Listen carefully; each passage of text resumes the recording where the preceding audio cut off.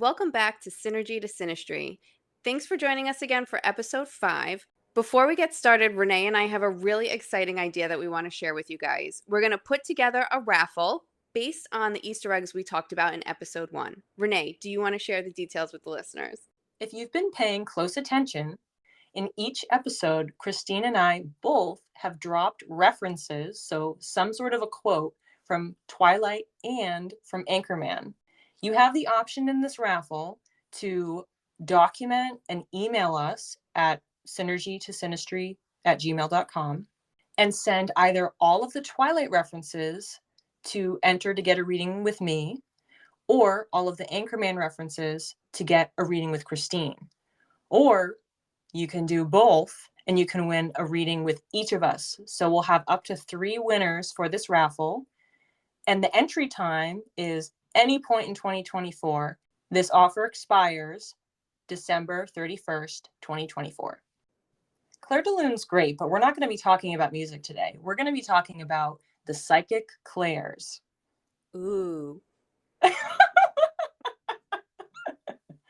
So we have referenced them already, but we're going to be doing a full breakdown of 4 of the main Clairs: clairvoyance, clairsentience, claircognizance, and clairaudience. Christine and I will be taking turns walking through definitions, how it may manifest for you. So if you're someone who doesn't necessarily think that they're psychic, but you can relate, it's because you do in fact have an intuition. We're going to start off today talking about clairsentience. Clair is the French word to know, and sentience is Latin for feeling. So clairsentience comes from our second chakra, which is our sacral chakra. If you're looking at a visual of your chakras, the second one is orange, and that's your sacral chakra. Those who tap into this clair receive messages by sensing feelings about a particular situation, person, etc. If you've ever heard someone say the vibes are off, that's like a term that I use when the energy just doesn't feel right, and that's when I'm leaning into my clairsentience. I remember before I learned that I truly was psychic, I was telling my massage therapist about a decision I was making. I was like, you know how like your body tenses up when the decision is not for you, and then it relaxes when you've made the right decision? And he was like, no, that's not how it works. I was like, oh. That is just so funny. The average person most certainly does not think that way. Yeah, so if you're listening to this and you're like, oh, I actually do something like that, where like I get tingles, or I feel warm, or I feel nauseous, this is a sign that you probably are clairsentient. If you're around someone who isn't doing that great and you start to feel sad or depressed, but when you leave them, your mood changes, it could be that you're picking up on what's going on for them. And it's the same for excited energy. I know I used to go out with my friends and be ready for bed at midnight like a pumpkin, but I would feel their energy and they would be so excited to stay out even longer that I would convince myself to stay out till like 2 or 3 a.m. And I can tell you, I did not need to stay out that late. And speaking about feeling other people's energy, I know what you're thinking. Christine, you're describing an empath. And while clairsentients are also empaths, not all empaths are clairsentient. Empaths can feel and absorb other people's energy, but they don't get a message from it. So an empath would walk into a room where something negative just happened and feel negative, but they wouldn't get an inference of it like, oh, an argument just happened here. So would you say that clairsentience is one of your main clairs or ways that you get information? It's definitely how I started. Clairvoyance is my main. Like I start reading from like the higher chakras, but I still notice, when I'm walking around, like that clairsentience doesn't ever really go away, and I'll just feel something and I'll be like, "Ooh, sorry, I need to put up stronger boundaries. That feeling was not for me." When we first started doing the clairvoyant program and clairsentience came up, I was thinking, I don't think I have that at all. And in more recent time, I've definitely seen more manifestations of it. I was doing a reading for a student, and she was starting to talk about how she was concerned about graduating from her program. And I'm sitting there with my eyes closed, and all of a sudden I just felt really, really stressed. Like I just completely absorbed it.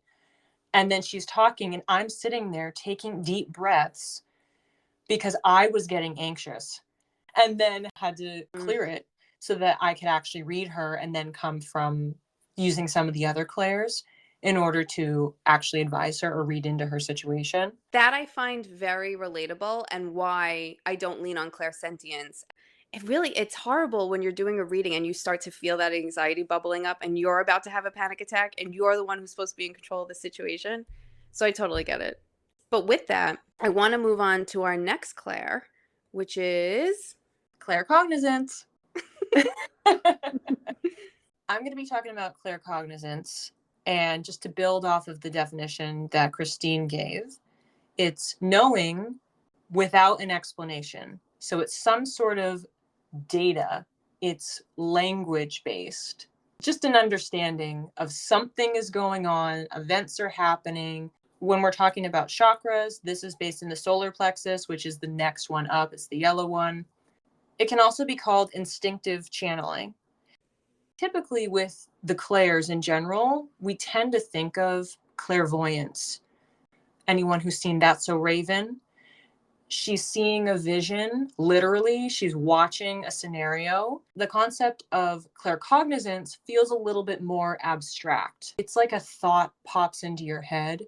And what I've learned over time is that my brain actually responds to it.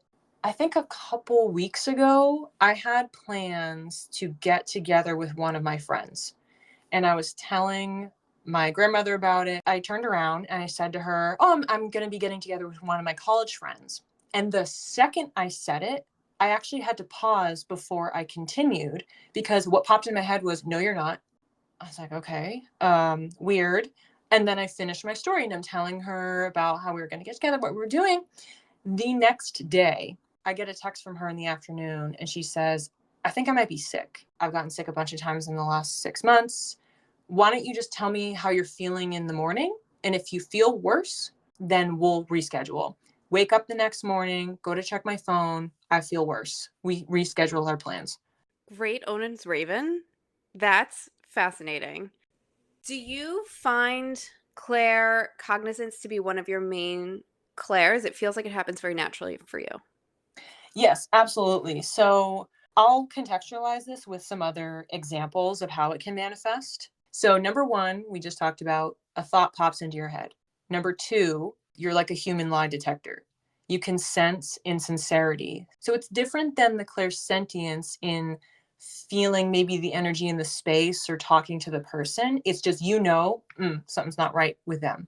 Have you watched Poker Face on Peacock? No, I have not. I feel like she would be a good example of someone who has Claire cognizance, and I'll leave it at that. It's a great series. Everyone should go watch it. Next one is premonitions or dreams. So one might say, "Oh, well, why is claircognizance capturing that rather than clairvoyance? That's vision." The key point is about it being a premonition. The premonition can happen when you are awake and it can happen when you are asleep. It's about there being a knowing or knowing about some sort of events. And then later on, you realize, "Oh, wow, that was a premonition." Another example is if you're known for being an advice giver. People go to you because the advice just comes to you. You say the right things, it just flows right out of you. And this can also intersect with journaling. So if you're a writer, or if you find that when you journal, it's allowing you to move energy through you, it's about the power of your words and it's flowing through you and it lands. So it either lands with the person you're giving advice to or that you're writing to, or if you are just journaling by yourself, that you do the same thing that I said before. The idea pops into your head. So you're journaling, you write something down, and all of a sudden you react to it. Why did I just write that? You're kind of going into another wavelength. You're writing it out. You don't realize, why did I write this? But then something about it resonates with you. Is that the same as free writing? Yeah, or like automatic pen writing. Yeah. Yeah, okay, that's what I was thinking of. Okay, Mhm. cool. So the last example that I have is the body connection. With claircognizance, your body can respond without you realizing it. So some classic examples are you're walking somewhere and you kind of get lost in thought. You suddenly take a certain turn down a road. You come upon something, something happens. You're solving a puzzle. You pick up a piece and you're just like, "Oh, this goes here." It's like your body is almost taking over because your body within it has the knowing of what you're supposed to be doing, and your conscious mind hasn't actually caught up with the information or hasn't received the information. So they say, my watch is missing, and you go, oh, well, did you check the drawer over there? And then they open it up and that's where it is. So again, a sense of knowing, and it can be spatial events, things outside of you, bigger picture. And then the last one, deciding to do something and then later thanking yourself for doing it. I want to get this project done. In your mind, you know, okay, this isn't really the highest priority, but I just really feel compelled to work on this. And then what happens is the next day, someone comes to you and is actually asking you for it, or it's great that you did that because now you have data or information on hand. So there's something in you that knew it was important for you to do that project, even if it didn't seem like a priority. I have two stories related to claircognizance. One of them is actually the one I already told in episode 1. I had the thought pop into my head, which was, I shouldn't be driving. And then I had the body response of freezing. There's a subconscious thought. Your body reacts, right? Your body froze because it knew it was like, we're not going anywhere. And your conscious mind is doing a loop trying to figure out what the hell is going on. Does that make sense? Exactly. Okay. Exactly right.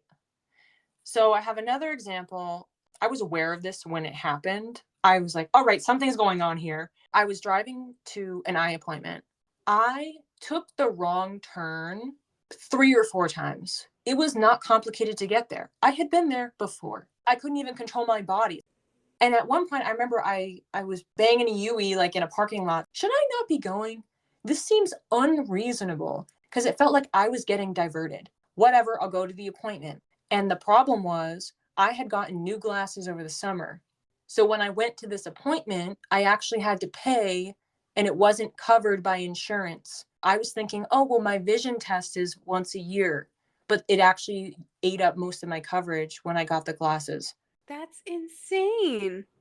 For context, I did that 2 years ago and I already was on this psychic development journey, which is the reason why I sat there and said, I think I'm being prevented from going to this appointment.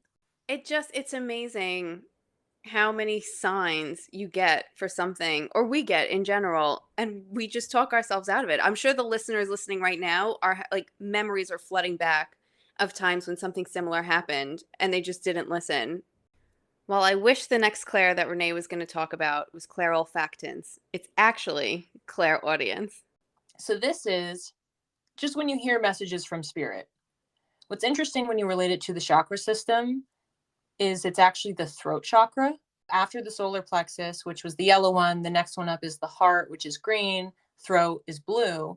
When you experience clairaudience, it's like you're hearing your own voice in your head. So it is a sense of hearing, but you can also hone the ability through using your voice. So the more you practice this, it gets easier to distinguish if it's your inner monologue of you just in your consciousness talking to yourself, or your intuition talking to you and you're hearing it, or somebody else popping in and you're hearing that. Ways that clairaudience can manifest for you.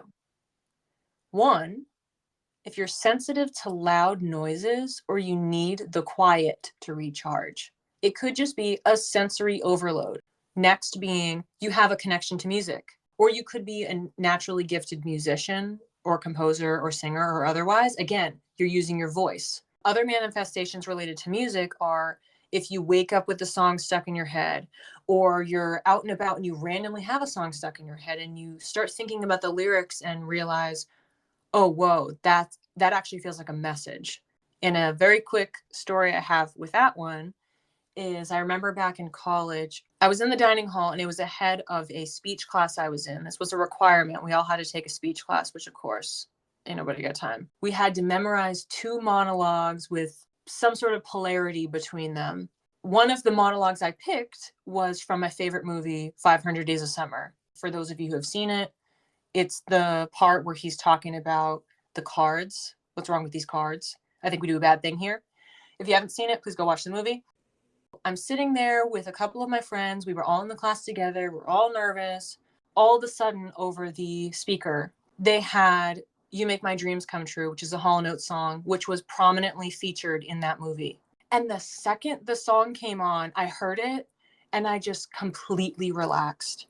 That is a good example of, I definitely have a connection to music. I grew up singing. I was in choir, a cappella from third grade all the way through college. And then there was this personal connection of, this was my favorite movie. I was doing a monologue from the movie, and then a song featured in that movie comes on, and it was very full circle, and then made me feel like, okay, I can do this. This is very cool. And also, you know how to sing? Yeah. Stop it. I'm obsessed. So I wish I knew how to sing. If my mom listens to this podcast, she's going to pee her pants. I put myself in chorus in middle school. I cannot hold a tune if my life You depends put on yourself in chorus. it. All my chips in for chorus. I'm going to be the next Aretha Franklin. And I also wonder if like this is my Claire audience as well. Like I have an attachment to music. I'm just not good at it. And that example that I was giving of hearing the right song at the right time, this was several years back. And I got in the car and I just threw my entire phone on shuffle. And it was song after song. The lyrics in it absolutely were resonating with my situation. I was crying on the way home. I thought about pulling over because it completely struck a chord, pun intended. Every single morning, I wake up with a song or multiple songs that just fly right into my head. So that's something I do in my morning journaling, is I write down whatever's the first song. Sometimes I don't even know what the song is. I only have a couple lines of the lyrics in my head, so I have to Google it and try to figure out what the song is. The next one is, if you talk to yourself a lot, or if as a kid you had an imaginary friend. I talk to myself a lot and like out loud. I didn't have an imaginary friend, and I'm glad you said that because I feel like in a lot of psychic circles, everyone's like, "Oh, I had an imaginary friend," and it turned out to be like Casper the Friendly Ghost. And then the last two I have are ear ringing. So every time I catch my ears ringing, I stop. I wonder, what am I doing right now? What are we talking about right now? Is there something significant? But also, what I was reading is that sometimes it's just a signal to your body that you're in the process of downloading information. The last one is actually hearing an external voice. I have two examples of this.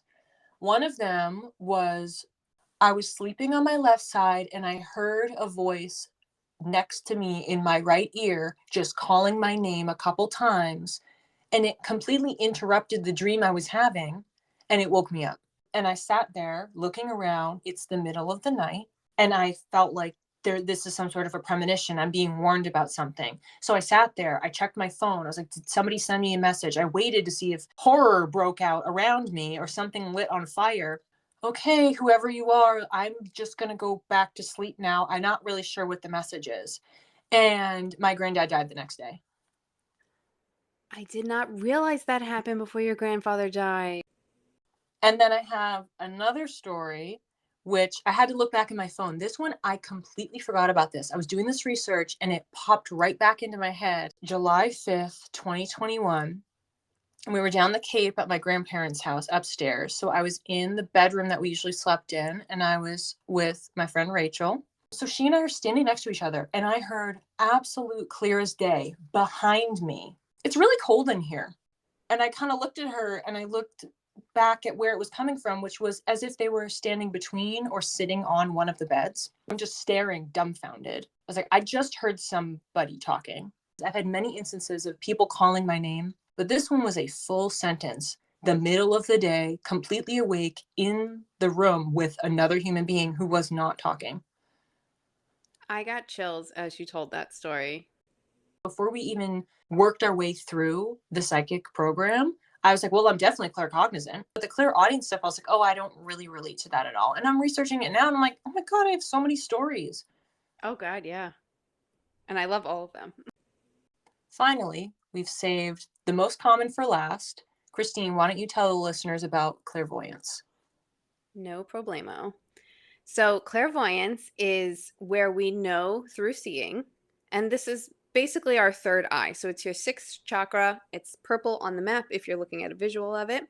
We receive intuitive messages through colors, symbols, images, dreams. Renee brought up Raven. The experiences that she has on her TV show are really like how I've experienced clairvoyance in real life. One great example of this, and if my personal trainer is listening, I wonder if he's going to remember this moment. My trainer is talking to me about like the next exercise we're going to do, and I just completely pause and like look to the left, and I am now no longer in my physical body, but I am seeing my dry cleaning being delivered at my building. And then I come Wow. back. And I was like, "I'm sorry, I wasn't listening. I just had a vision." And literally seconds later, I get a text from my building that my dry cleaning has arrived. Wild, right? Renee, do you have situations like that also, or is it just me? I have had that before, but I also feel very compelled to say that's so Christine. It is. That's so Christine. It's a future I can see. There's my beautiful singing voice. No, I have had that happen before. After my granddad had passed, a bunch of us were sitting at my mom's house. They were sitting there trying to figure out when it was that he retired. Somebody posed the question, and suddenly, to my left, I saw a clear as day flash, and it looked like a younger version of him, like he had darker hair. And immediately after, I saw, as if it was being written in my mind's eye, 62, 63. So I asked, I'm like, okay, granddad, are you here? Are you like sitting next to me right now? You're observing the conversation. Are you telling me that that's what the answer is? And I got an affirmative, and I was like, oh my gosh, like I felt like he was sitting next to me. And so I said, oh, can I tell them? And I got a no. My aunt, my mom, my grandmother, and my sister, they were going at this for at least a half hour. And they were in fits of laughter at some points, trying to figure this out. They were looking at, well, when did he sell this house? Checking on Zillow and all this other stuff, going back and forth. And we're all laughing. And I'm sitting there and I kept checking in. I was like, so I'm not supposed to tell them. So it kept going, kept going, it kept going. And then they got to a certain point and my aunt actually said it out loud. They did some math and she was saying, I think he might have been 62. So I'm sitting there and I'm like, oh my gosh, like I'm still not saying anything. And I'm like, can I tell them now? No. He didn't want me to say anything because then that would have deprived everybody of having that experience. It was either my mom or my aunt was saying, oh, if dad was here right now, he would have just told us the answer. And then another one said, oh, this is so much fun. And so when I told them about it a couple days later, my aunt said to me, yeah, I noticed that you were extra quiet because I wasn't participating because I felt like I wasn't supposed to participate. I was supposed to observe and I was supposed to let all of them go. How beautiful. Thank you for sharing. Just as a disclaimer for the listeners out there, if you ever get a reading and something happens that wasn't disclosed in your reading, know that it doesn't mean your psychic is not good. Information wasn't meant for you just yet. And I think that's a really beautiful example of if they had the information, they would not have had the beautiful experience. Those who are clairvoyant tend to be visual learners or do a visual walkthrough of things or events. I do this a lot actually. When I used to take tests and I couldn't remember an answer, I would go into my mind's eye, not knowing this is what I was doing, and mentally like open the book that I was studying and find the page that the answer was on. And people have asked if I have an eidetic memory. Mm. And if you know me, no, I lose things all the time. I can't remember a lot of things, but for some reason, if I need to retrieve information, I can walk back to something that did happen and then find it. Two more things. Vivid dreaming. So if you dream in color and you remember your dreams, which we obviously do, that's a sign of clairvoyance. And also, Renee touched on this before, but seeing something out of the corner of your eye, and then you kind of like look back and it's not there. Finally, we're going to go over some recommendations for how our listeners, that's you, can get in touch with the different clairs. Something you can do is keep a dream journal, try lucid dreaming, or set an intention before bed. So sometimes I will say, show me X before bed, or I have something on my mind. Can you give me a sign in my dream? If you've made a request before you go to sleep, write down whatever happens in the dream. If it doesn't make sense at that moment, it might make sense sometime later. Another thing that I find really helpful is physical activity to bring you back into your body after you've gotten some sort of a message. That could be yoga, strength training, a walk in nature, so you can combine two of those things. I find that taking a shower or taking a bath really resets me. I don't know if it's the physical sensation of water, but it transports my body back into itself. Feel into your body feel like what's tight, what hurts. Is there an emotion there? Give that emotion a color. Imagine it leaving your body and going back into the earth. Teresa Caputo, who's the Long Island medium, I've heard her say this in her readings to people who are sensitive. When you feel an energy and you're not sure if it's yours or not, to repeat, "Be gone, you are not of me." And eventually the energy does leave, and it has worked for me. And then like baking or a mindless project or even art, after some of my readings, I do collages just to get out whatever else is in there. You can also journal, such as free writing. You can ask your guides to actually share messages through each of these clairs, or work with them one at a time if you're looking to develop a certain clair. And the most important thing is to trust yourself when messages come through. Track them and ask for signs to validate. The more you do this, the more you work the muscle, the more it will happen for you, the stronger the ability will get. We can speak to that from personal experience.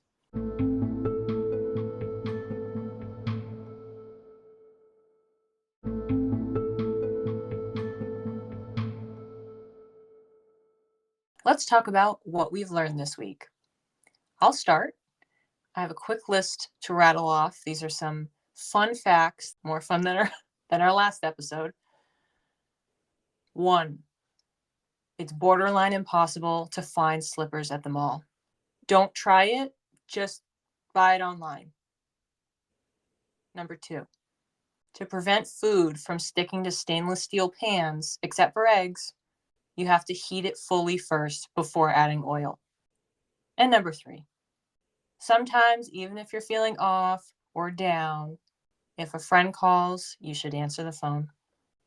Wait, I love those. It's like true life advice. I know. Mine is a little more tinfoil hatty. This was specific for GM, but other companies are doing this too. GM was selling third-party data to LexisNexis, which basically knew every time you were speeding, you short-stopped, you didn't stop. So all of these things were being taken into account, and people's insurance was going up because they didn't know that their data was A, being tracked, and B, being sold to the insurance companies. So part of me is like, we're human. You can't treat us like computers. You could say, oh, I'm a good driver because I didn't get into accidents. But if you're someone who chronically is driving 100 miles an hour, weaving through cars on the highway, unless there's a cop there or somebody calls and reports you, you're never going to get found out. So you can continue to drive in an unsafe way. I think that there's merit to that piece, but it's about the informed consent. Somebody in the story gave an example that they were driving and they stopped short because a herd of deer appeared in front of their car. And some people are opted into this knowingly because it gives you that safe driver discount. That's kind of how all of this started. But if you were unknowingly opted in and you just continued driving, you could be a little upset.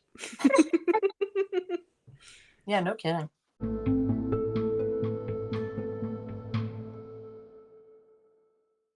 Back to our regularly scheduled programming. We're going to jump into our channeled messages for today for the collective. Renee, do you want to go first? What I saw first was a very large bone mixing in a bowl of blue water. Then I got the quote from Jack and the Beanstalk, "I'll grind his bones to make my bread." And then I got pulled away from that image, and it was like somebody off to the side waving papers at me, over here, over here. And then I see a flip book. The image in the flip book was a boy filling water from a well like Jack and Jill. And then I got the line from the musical Into the Woods, which is, nice is different than good. So I'm like, all right, I am full blown in a fairy tale situation. And for anyone who's seen that musical, that's the premise of it. It's all of these fairy tale characters interacting with each other. What all of the above means is to not get caught up in the mundane or fear and anxiety mindsets, because you are on the right path. And the analogy here is, even though Little Red Riding Hood gets eaten by the wolf, she finds her way out, and she doesn't let herself get metaphorically swallowed by it, because in the story she gets literally swallowed by the wolf. She comes out stronger, and she has more baked goods. So then the mantra I was getting here was it was really more of the recommendation for people to specifically go back and listen to that song. The song is called I Know Things Now from the Into the Woods soundtrack. You can listen to Broadway, you can listen to the movie version, or if you feel so compelled, you can watch the whole film. I do recommend. I'll turn it over to you, Christine, but I did think it was pretty funny that I got a song come in when we had a portion of this episode discussing clairaudience and music. Wild. I also had a song in my reading. I didn't see anything. I just kept hearing the song, Ooh, Child, Things Are Gonna Get Easier, and I'll save you the singing. So this digital spacescape is there again, but it looks like it has crumbled. Initially, like shock, like, oh my God, what are we gonna do? And then like seconds later, we realize that we can rebuild, and we almost have a sense of relief about the fact that we're able to rebuild. And then the image starts to continue, and everyone, instead of looking at the digital spacescape, sort of looks at each other and is like, all right, like, we can build this back and we can build it back better. And like, this is going to suck because we're starting from scratch. Everybody is getting along and having fun and bonding over this. I know I feel this way right now because I feel like things are changing for me, right? I'm trying out a new career. So my old career crumbled, but I'm building back something better. You might feel something similar in a different part of your life.